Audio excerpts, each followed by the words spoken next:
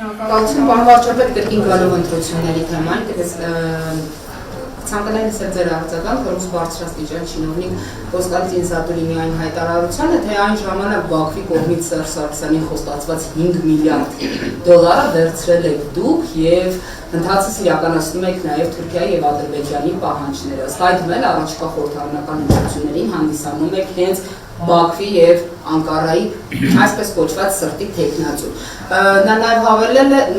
նշել է ձեզ համեմատել է Մավրի հետ, նշելով նաեւ որ Մավրը անում է իր գործը եւ Մավրը հեռանալու մտադրություն չունի։ Ըստ այդմ գիտեք, որ սա առաջին դեպքը չի, երբ ռուս տարբեր կալիբրի չինովնիկներ նման հայտարարություններով են հանդես գալիս Հայաստանի գործող իշխանության կամ հայ ժողովրդի հասցեին եւ ըստ այդմ կցանկանայի լսել ձեր արձագանքը նախ Զատուլինի հայտարարության վերաբերյալ եւ դրան զուգահեռ նաեւ եթե այդուհանդերձ վերցրել եք այդ գումարը, ապա որպես Հայաստանի Հանրապետության ղեկավար խնդրում եմ հաշվետու լինել, թե ինչի վրա եք պատրաստվում ծախսել այդ գումարը։ Այս այն դեպքը չի, էլի որ ասում են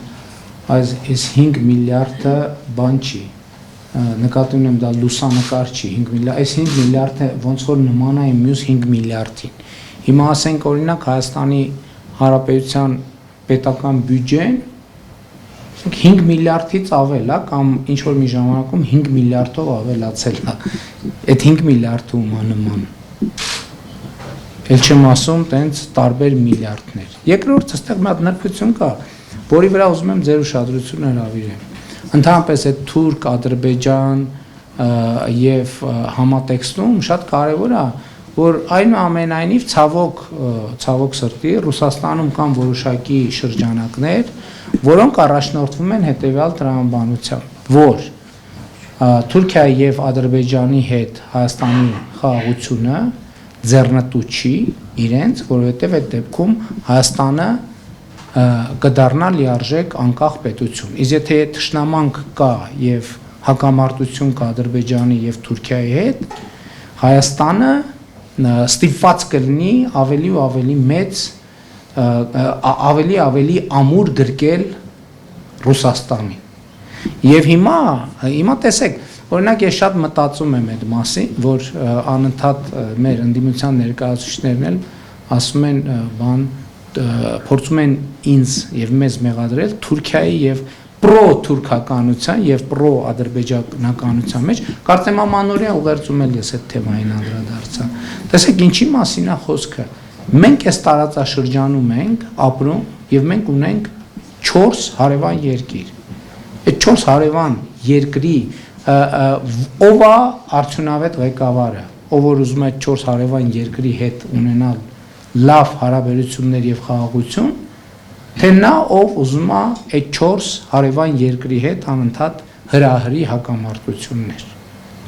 Եվ որ երկիրն է ավելի անկախ ինքնիշխան զարգացած, նա ով հարևանների հետ ունի բնականon հարաբերություններ, թե ով հարևանների հետ ներքաշված է կոնֆլիկտների մեջ։ Ես ուրախությամբ եմ արձանագրում, որ իմ ասած գաղափարը Ռուսաստանում այն որ Հայաստանին պետք է անընդհատ բան անել, սադրել Հայաստանին Ադրբեջանին, Հայաստանին Թուրքիային, Հայաստանին Վրաստանին, Հայաստանին Իրանին, սադրել ինչ որ հակադրություններ, որպեսզի կախվածությունը կամ մեծանա կամ ի հայտ գա Ռուսաստանից, ես ուրախ եմ, որ այդ տեսակետը շատերը չեն կիսում Ռուսաստանում, ամենայն դեպս վստահ եմ, որ իմ գործընկերը Ռուսաստանի Դաշնության նախագահ Վլադիմիր Պուտինը այդ տեսակետը չի կիսում եւ գիտեմ նաեւ, որ Ռուսաստանի Դաշնության կառավարության ղեկավար Միխայել Միշուստինը եւ Ռուսաստանի կառավարության բազմաթիվ բարձրաստիճան ներկայացուցիչներ, ովքեր համոզված են մեծամասնություն են կազմում Ռուսաստանի վերնախավում, չեն կիսում այս տեսակետը եւ համարում են, որ խաղաղությունը օգտակար է եւ Հայաստանին, եւ Ռուսաստանին, եւ ընդհանրապես տարածաշրջանի երկրներին։ Տեսեք, այսօր ինչ են ասում, ինչ թեզեր կան, ասում են մենք կողմ ենք խաղաղությանը, բայց կողմ չենք 29743 քառակուսի կիլոմետրին։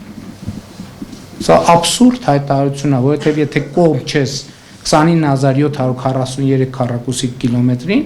դա նշանակում է, որ հետաձգված թե անմիջապես թե վաղը պատերազմ ես հայտարարում։ Միանշանակ եւ աներևա։ Երկու կարծիք չի կարող լինել։ Եվ էսա պատճառը, ես այդ հարցերին իմ ամանորյա ուղերձում անդրադարձա։ Եվ ես ասացի, ընդ որում, ես էլի եմ ասում, ինչ որ ես հիմա ասում եմ, ես սա չէի ասում 4 տարի առաջ, որովհետև 4 տարի առաջ, 5-6 տարի առաջ, ես առիթ ունեցել եմ ասելու, չէ, որ կարծում եմ, որ Հայաստանում ընդհանրապես կուսակցություն չի եղել։ Եղել է մի կուսակցություն իր մասնաճյուղերով, Հայ հեղափոխական դաշնակցություն, գիծ, չէ, ՀՀՇ գիծ Հայ հեղափոխական դաշնակցություն, ԲՀԿ գիծ Հայ հեղափոխական դաշնակցություն եւ ՔՊ գիծ Հայ հեղափոխական դաշնակցություն։ Ես օրինակ ինչ որ հիմա ասում եմ, եթե մեկը 2018 կամ 17 թվին ասեր, ես էլ նույն կերպ կհարցակվեի այդ մարդու վրա, բայց այդ եմ ասում, իրական Հայաստանի գաղափարախոսությունը այդ թվում նրա մասին է, որ մենք պետք է հասկանանք, ինչ աշխարհը հասկանանք, որովհետև խնդիրն է, որ 1830-ական թվականներից մինչև 2023 թվականի հոկտեմբերը կամ մինչև 22 թվականի հոկտեմբերը մենք բոլորս Հայաստանը աշխարհը տեսել է Զատուլինի աչքերով։ Հիմա տարբերությունն է, որ մենք որոշել ենք, այդ նրանից չի, որ շատ խելոք ենք, այդ նրանից է, որ կներեք, ոնց ասեմ, որ կոպիտ չընչի, քթներս առել է, բոլորիս, ձերել միասին, իմ առաջնորդությամբ, այո, բայց ձերել միասին, բայց է շատ կարևոր է, է շատ կարևոր նրբություն է, հիմա ինչն է պրոբլեմ, որովհետև Զատուլինը և իր տեսակետները կիսող ռուսաստանցիները և հայաստանյան ընդդիմության ներկայացուցիչները ինձ որում ասեմ ձեզ, այս ընտրությունները այդ կոնտեքստն է ունենալու, քաղաքական ուժեր, ովքեր աշխարհը տեսնում են Հայաստանի Հանրապետության աչքերով, տենց ասենք Հայաստանի Հանրապետության, որ անձնավոր ենք էլի, որ կյանքը աշխարհը տեսնում են Հայաստանի Հանրապետության աչքերով եւ ուժեր, ովքեր աշխարհը տեսնում են Զատուլինի աչքերով։ Եվ ընտրությունը հետեւյալն է, Հայաստանի քաղաքացիները 2026 թվականին պետք է մի ընտրություն ունենան, ում տեսածին են իրենք վստահում, իրենց աչքերին են վստահում, թե Զատուլինի աչքերին են վստահում, իրենք համաձայն են, որ մենք էլի մտնենք այն պատմության մեջ, այն պատմության ցիկլի մեջ, որը սկսվել է 1800 ոչ թե 1800-ականներին, հեսա կարող եմ ասել մոտավորապես երբ 1850-ականներին եւ ավարտվել 2023-ին 22-23-ին այդ ընթացքում ինչ ա եղել մենք հասկանում ենք այն որոշումները, որոնք մենք կայացրել ենք, այն որոշումները, որոնք ես կայացրել եմ, այդ որոշումները մի բանի մասին են։ Ես էլի ուզում եմ ուրախությամբ եւ հպարտությամբ եւ դառնությամբ դա նշեմ, որովհետեւ այս ամեն ինչը շատ ողբերգական իրադարձությունների արդյունքում է տեղի ունեցել։ 2024 թվականի ապրիլին մենք այդ պատմական ցիկլից դուրս ենք եկել։ Մենք դուրս ենք եկել պատմության զոհասեղանին դրված ազգի եւ պետության կարգավիճակին։ Եվ ոտք ենք դրել ազատ ինքնիշխան զարգացող խաղաղ պետության ճանապարհին եւ այդ ճանապարհը անցել ենք եւ ասեմ ձեզ անցնում ենք սպասվածից շատ ավելի մեծ արագությամբ եւ արդյունավետությամբ։ Հիմա Այս ընտրությունը ինչի մասին է լինելու 2026 թվականի հունիսի 7-ի ընտրությունը ընտրությունը լինելու է մտնում ենք 1856-ից 53-56-ից 2022-23-ի ուղեցիր թե շարունակում են խաղաղության, ինքնիշխանության, անկախության, պետականության, բարեկեցության, զարգացման, ապաշրջափակման եւ ի վերջո երջանկության ուղեկիցը։ Ուրիշ բանի մասին չի այս ընտրությունը։ Բա ի՞նչ է տեղի ունենում ձեր կարծիքով ինչի համար այս ամեն ինչը։ Հարցատրվում ասում է վարչապետի տեխնացու առաջադրվել ինչ կասեք։ Այդ ամեն ինչը Հայաստանի Հանրապետությունը ապա լեգիտիմացնելու վերջին փորձն է։ Հայաստանի Հանրապետությունը հայտարարագրելու որպես չպետություն հայտարարագրելու վերջին փորձն է։ Եվ գիտեք ինչ։